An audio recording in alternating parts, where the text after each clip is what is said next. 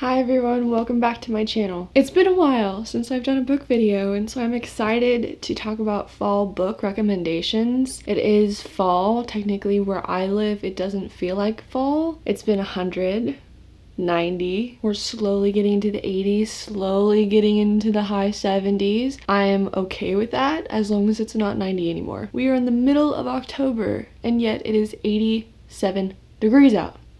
For what? Why? Why are we doing that? No, stop. I did a video on book series that I want to read. This is a video about books that I have read and want to recommend to you if you want to get to the fall spirit. I'm going to do them in sections by genre. The genres that I have are thriller, dark romance, and fantasy. And then at the end, I kind of want to also talk about the standalone, well, one of them is a duology, but it's not a full-on series that I have to read, but it is books that I want to read hopefully in October. I got high expectations for myself, but we'll see if I can do this. If not, I'll just roll into November and everything is fine.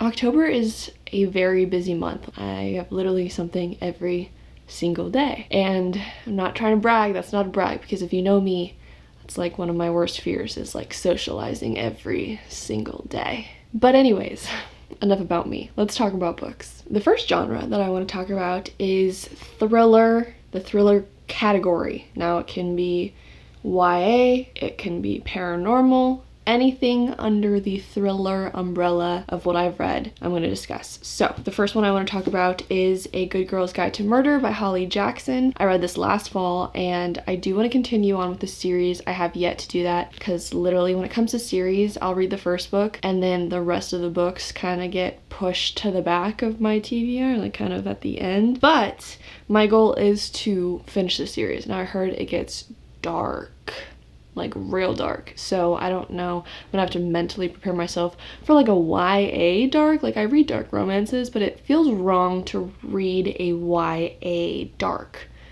thriller, so we'll see how that goes. It's really good. It follows Pip. She is a senior in high school and she is doing this project on this murder case that took place in her town. It was this boy who had a girlfriend. He was charged for murdering his girlfriend, but he was found dead in the woods by suicide. And so she is doing this project in order to clear this guy's name. She doesn't think that he did it, so now she is out trying to find the girl's killer. Somebody out there does not want that to happen at all, so she is trying to figure this case out, trying to do interviews and getting death threats, interfering. It's a whole thing. I was on the edge of my seat reading the book and it was so good. So like I said, I do want to continue on with the series because it's amazing. The second book that I want to talk about in this thriller category is Home Before Dark by Riley Sager. I had a little funny oopsie last year. I thought Riley Sager was a woman, and so in my old video talking about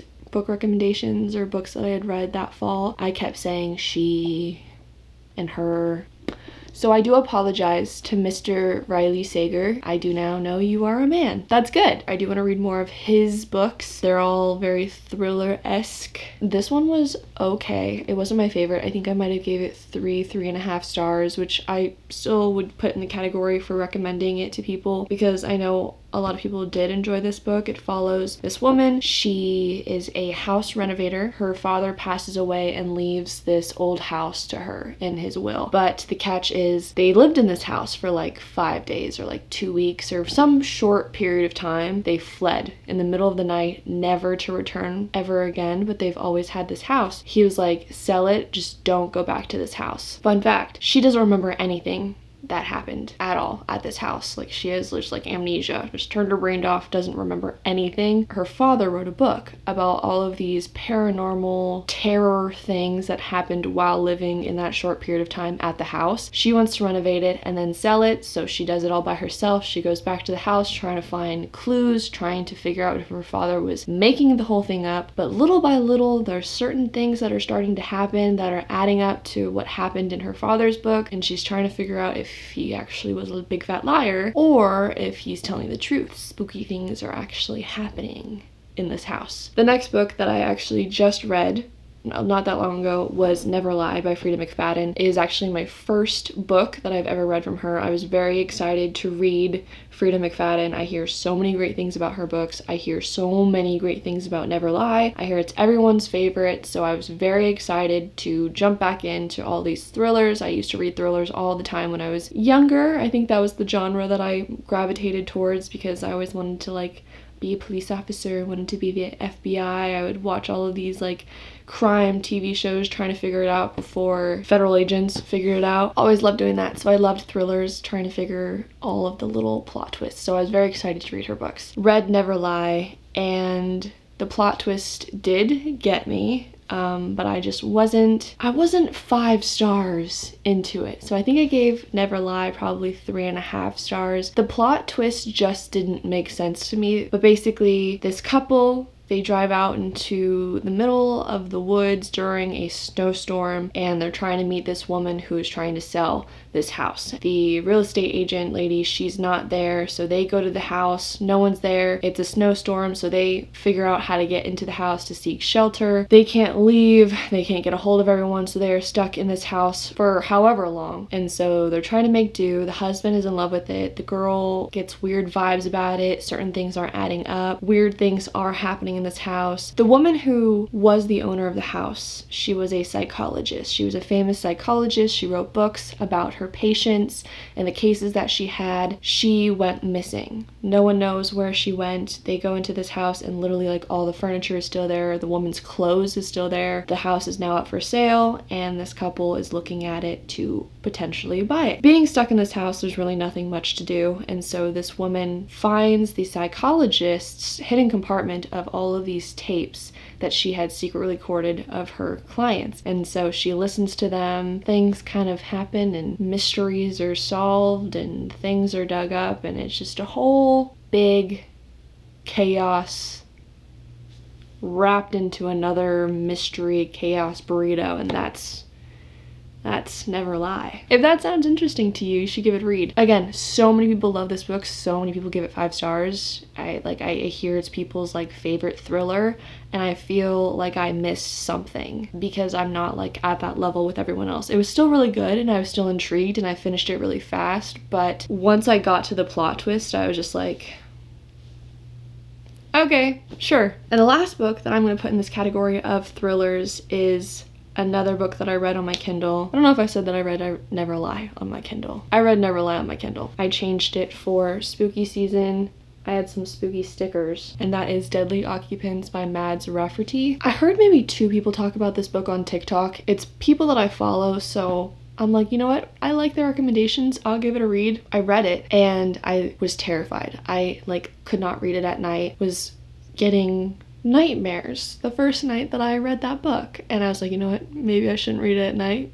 What did I do the following night? I read it again. Think of like Paranormal Activity mixed with Pretty Little Liars, and that is this book. It's a group of 4 friends, and they go into this haunted house on Halloween, and something follows them back to their house. They're in college. The main girl, she meets this love interest, and he's really nice. You know, she's kind of a flighty person, so she's trying to develop a relationship with this guy, and also her friends are with her, and then creepy stuff starts happening around the house. Spooky things, unexplainable things start to happen, and it's very scary, and it's a short read, but I really like it. Definitely recommend if that sounds interesting to you. It is spooky. You kind of can tell like where the book might be going, but I was still thoroughly entertained. I was still like, oh, really? Like at the end of the book, like I was like, you know? Moving on. The next type of genre that I want to discuss is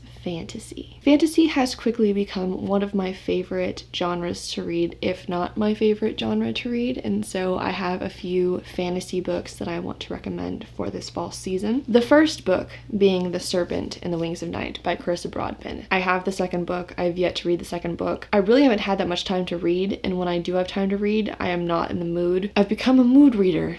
It's happened fairly recently, and I don't really know what brought it on, but I have now become a mood reader and I just haven't been in the mood to read the second book. But I will eventually. I want to. It's really good. It's vampires and human. She is the daughter of like the vampire king or like mayor of the village. I don't really know. He is in power in this vampire village. Basically all of the humans that are there are considered like human slaves for the vampires, like basically just a walking blood bag. But Araya, she is the female main character in this book, and she is the adopted daughter to the vampire king. That's what we're gonna say, is he's a vampire king. I don't really know the status. It's been a while since I read it. Every like century there's these Hunger Game trials that occur. She enters, and she is the only human with all of these other vampires, and there's only one winner. And the one winner is granted a wish from the vampire goddess. Things go down in this book. There's so much stuff that happens, and I was really enjoying this book. There's a love interest, secrets that are spilled, action, there's spice. It's a whole thing, and I enjoyed it. So I do need to read the second one. I think the third one is supposed to be coming out soon too, so I need to get on it. The second book in the fantasy category that I want to recommend is Bride by Ali Hazelwood. This is the second book that I've read from her, the first one. And technically I haven't really like read any of her books. I've listened to them. The first book being Love Theoretically. I listened to it on Spotify, and then I listened to the audiobook version of Bride, and I really enjoyed it. I thought it was so good. I really liked it that I had to buy the physical copy for both of them, for Love Theoretically and for Bride, this fall, maybe early November. I don't know. I need to actually read the physical copy and like underline it and annotate it and everything because it is so good. Follows Misery. She is the daughter of the vampire councilman. He's like kind of like one of the leaders of vampires. She is forced into this marriage of convenience, arranged marriage, whatever you want to call it, to the Alpha. He is the leader of the Wares, which is like the enemy to the vampires, but they need to create an alliance,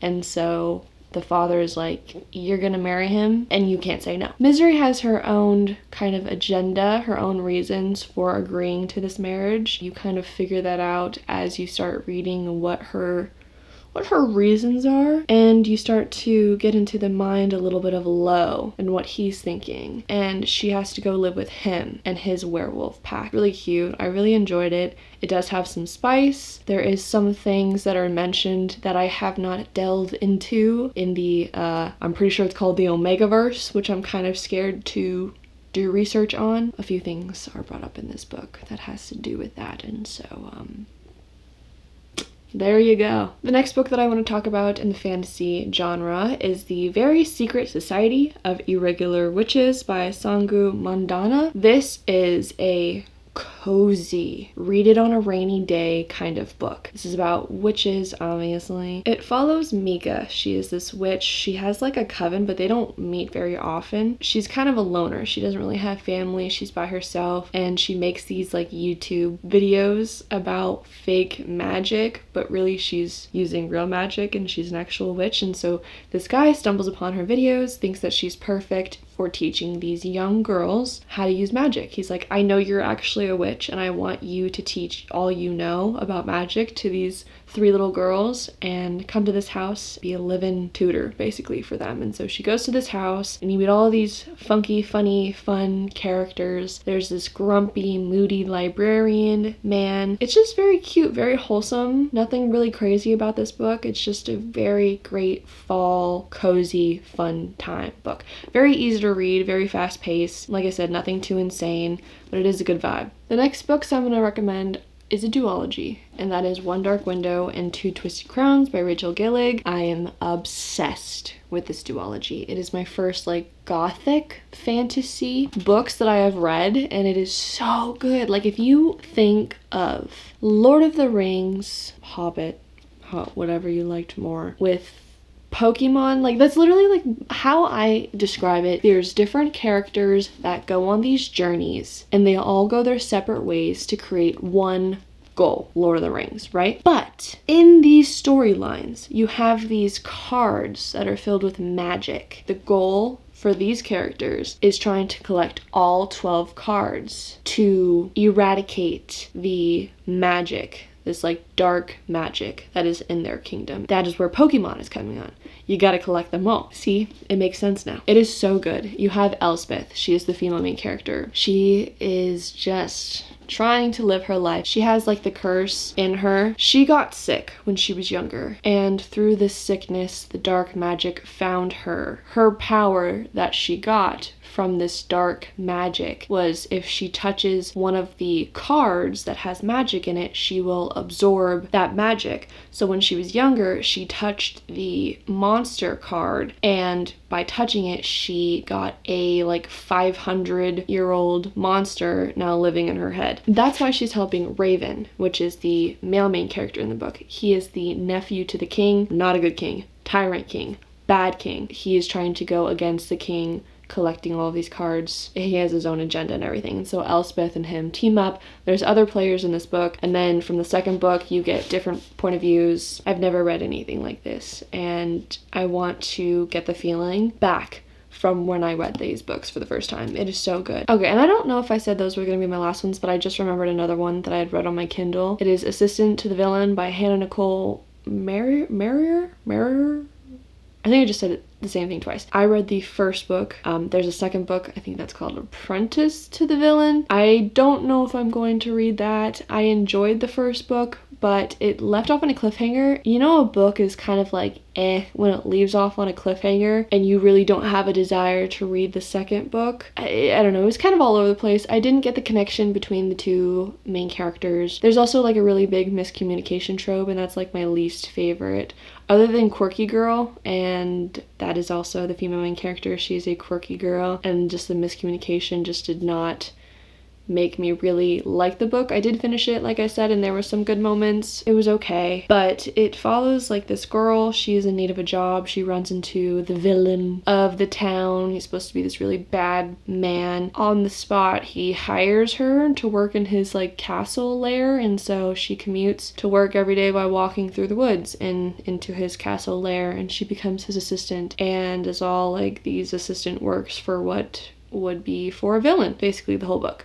There's also like someone trying to attack the villain, and there's different like kind of like a whodunit kind of thing going on, but other than that, it's a lot of nothing. That's kind of where I'm at, but I'll still recommend it because I know people enjoy that book. I enjoyed the frog. The frog was my favorite character in the whole book. And the last genre that we're going to talk about is dark romance, and I haven't read, I think there's only maybe 2 books that I think I'm going to be recommending for this genre. One of them is a physical book, another one I read on my Kindle, and I have to finish the series for that one. The first one that I want to talk about is Haunting Adeline by H.D. Carlton. Now this may ruffle a lot of feathers, but it is a spooky, scary, creepy book. There's a lot of controversy that follows around Mr. Zade Meadows. People love him, people hate him. I feel like that's just men in general, you know? This follows a 6'6" man who is stalking this poor woman. Actually, no. Adeline is probably the dumbest female main character in a stalker romance or dark romance that I've ever read. And there's some pretty dumb, like Delulu, needs therapy female main characters out there that I have read. Adeline, I could not stand in certain scenarios. And so, you know what? That's just me. Adeline is a author. She is doing book signings at this bookstore. Walking outside, Zade stumbles upon her and is immediately like, I need her. I want her. I must have her. She's mine. Then he goes and invades her space, watches her, puts cameras into her house, leaves roses around her house, you know, as a gentleman would do. Also mutilates a man for touching her. So there's that. You know, it's up to you if you want to read the second book, Hunting Adeline. It is hard to read. The first like half of that book is not fun to read. It deals with sexual assault and human trafficking. If you're saying that Haunting Adeline is like really terrifying and really scary and really dark and too in-depth detail, all that stuff, I do not recommend reading Hunting Adeline. Oh, also Adeline, her storyline is kind of weak in this book. Like, she finds these journals that her grandmother or her great-grandmother wrote about that woman having a stalker as well. And so she's kind of like, if she went through it and she fell in love with her stalker, maybe I can too. Or maybe you learn what not to do. Or, you know, you're over 25, so your frontal lobe should be fully developed, and learn that maybe falling in love with your stalker is not the right thing to do. And if you have that kind of inkling to do that, seek help. One that I'm going to recommend is Her Soul to Take by Harley Thoreau. I need to read the second and third book of that series, but the first one was actually really good. Once you're gonna hear what the book is about, you're gonna be like, Hannah, you were just telling Adeline to seek help. Maybe you should seek help. Well, I'm not the one that's falling in love with the main male character, you know, in real life. Like, if it was real life, then, you know, it's not about me. You follow the female main character. She moves back to her hometown, goes back to college. Her parents are gone in Spain in their retirement, and she meets this man. There's obviously attraction. There's obviously something there. Very brooding, very stoic man. He can't stop thinking about her. She can't stop thinking about him. Well, you find out that he's actually a demon. He is held captive by this cult. It's a cult. By this family in particular for like a really, really long time. He is supposed to be sent to kill this girl, but he just cannot do it. So basically they have a relationship, and certain things are in detail that I just don't want to share because my mom watches these. But you know what? If that intrigues you, a human and a demon, you know what?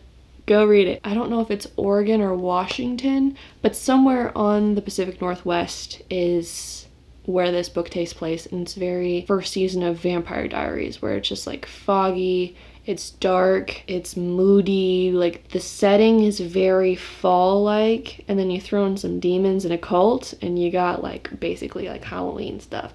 And so the main girl, she's obsessed with the paranormal and does all these like paranormal YouTube videos, and she's trying to basically summon a demon, and she summons the man.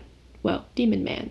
The next and last book that I'm going to talk about is Lights Out by Nevessa Allen. I am listening to that book on Spotify, and it is so funny. It's weird to say a dark romance is funny. Like, when I was telling people about Butcher and Blackbird, I was like, yeah, it's dark, it's graphic, you'll never want to eat cookies and cream ice cream again, but it's funny. That's kind of how I feel about Lights Out. It's a stalker. Josh, the main male character, he is obsessed with his roommate's ex hookup. Allie, she's a nurse. She's like a trauma nurse who works in the ER to like decompress. Goes on like TikTok and has this ghost-faced mask man that she is obsessed with. And it's a big thing on TikTok now, so that's why I'm like reading it. Women are now being vocal about their mask kink. Men are hearing that and are posting these like thirst traps of Ghostface and